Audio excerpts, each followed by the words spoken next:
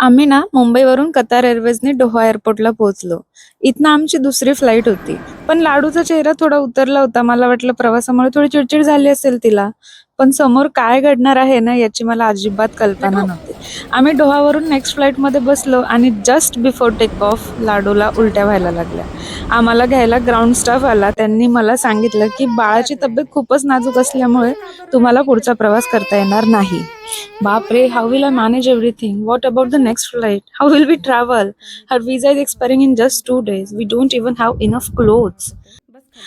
Instead of all these questions, only one thought was there in my mind. For me, nothing matters more than my child's health. And that's when we got off the plane and went straight to the airport hospital. आमच्यामुळे ती flight सुद्धा 40 minutes late depart झाली. इथं माझ्या बाळाला खरंच खूप छान treatment मिळाली आणि ती लवकरच रिकवर पण झाली आणि आता आपल्या लाडूबाईची तब्येत अगदी छान आहे.